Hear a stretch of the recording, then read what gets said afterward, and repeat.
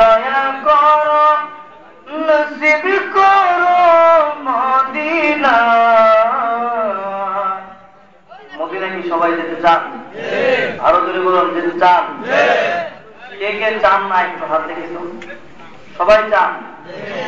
Medina কোন দরবার? যেই দরবার দেখার জন্য কুল কায়নাত বেকরার। জোরে বলুন সুবহানাল্লাহ।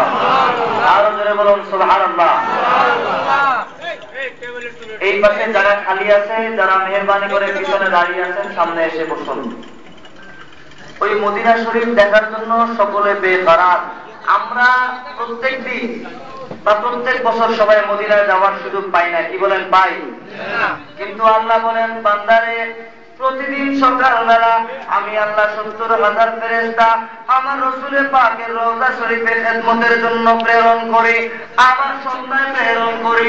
সকালে যেই 70,000 আমি আল্লাহ নাযিল করি, তারা আমার রাসূলের পাকের উপরে সালাতু সালাম পড়ে, তারা আমার রাসূলের পাকের উপরে দুরূদ শরীফ পড়ে, তারা আমার রাসূলের ইজ্জত সম্মান করে।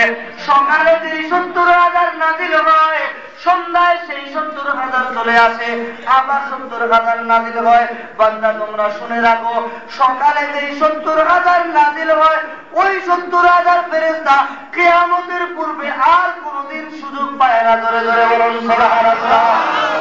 ফেরেশতারা নিষ্পাপ, বেগুনাহ, মাসুম, তারপরও তাদের থেকে আমাদের ভাগ্য কত ভালো। দেখেন, মদিনাওয়ালা যদি ডাক দেয়, উম্মত এমন উম্মত রয়েছে জীবনে যত বছর দুনিয়াতে হায়াত পায়, প্রত্যেকটা বছর আমার মদিনার কামলিওয়ালা নবীর দরবারে হাজিরা দেওয়ার সুযোগ হয়। এরকম আছে কি নাই? জোরে বলুন, আছে কি নাই? গত বছর একজন হাজী সাহেবের সাথে দেখা হলো, একবারে পুরা ঠনঠনে। জিজ্ঞেস করলাম, মিশর থেকে আসছে, কতবার আপনি হজ করেছেন? তিনি বললেন, আমার বয়স 90 বছর, 90 বছরে 90 বার আমি হজ আদায় করেছি। 90 বার নসিব হলো। আর দেখেন ফেরেশতারা, আবার এখানে আরো একটা বিষয় রয়েছে, সেই ফেরেশতা 70,000 ফেরেশতা একবার আসলো, দ্বিতীয়বার আসার আর সুযোগ নাই। এবার আসেন আল্লাহর দরবারে, কত অগণিত ফেরেশতা রিজার্ভ রয়েছে, যে মানুষ আমরা একবার যাই, দ্বিতীয়বার যাই, তৃতীয়বার যাই। যদি আমার মদিনাওয়ালার প্রেম থাকে, মৃত্যুর আগ পর্যন্ত প্রত্যেক বছর যাওয়ার মতো তৌফিক আল্লাহ দান করতে পারে কি পারে না? বলুন, পারে কি পারে না? ফেরেশতারা যতই আল্লাহর কাছে কান্নাকাটি করুক, আল্লাহ বলে, আমি আল্লাহর কাছে এমন রিজার্ভ ফেরেশতা রয়েছে যে কিয়ামতের আগ পর্যন্ত যারা একবার যাবে, তৃতীয়বার যদি আমি আল্লাহ তাদেরকে সুযোগ না দেই, তাহলে যত ফেরেশতা রয়েছে সবাই জীবনে একবার করে আমার হুজুরকে সালাম দেওয়ার সুযোগ পাবে। ওই মদিনা যাদের যাইতে মনে চায়, একটু আওয়াজটা খুলেন, ভলিউমটা বাড়ায়া দেন। এখন তো রোজা নাই, কি বলেন? রোজা আছেন? আর ওদের বলেন আছেন?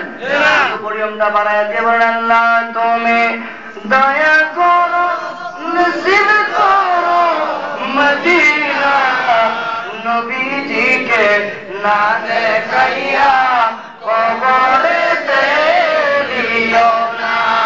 আল্লাহুম্মা সাল্লি আলা সাইয়্যিদিনা মাওলানা মুহাম্মদ ওয়া আলা আলি সাইয়্যিদিনা মাওলানা মুহাম্মদ।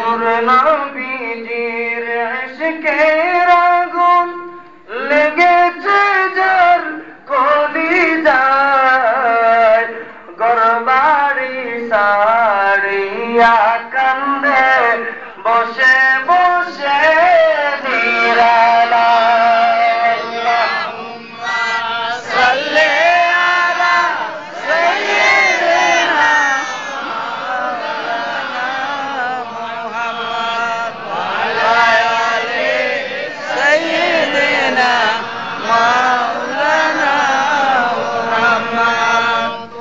মুআজ্জাজ সদরে মুহতারাম ওয়াজিবুল ইহতিরাম, আজকের মাহফিলের সম্মানিত সভাপতি, আপনাদের সকলের পরিচিত আমার আব্বা হুজুর কিবলা বারাকাল্লাহু তাআলা ফি হায়াতিহি, সকলে বলুন আমিন।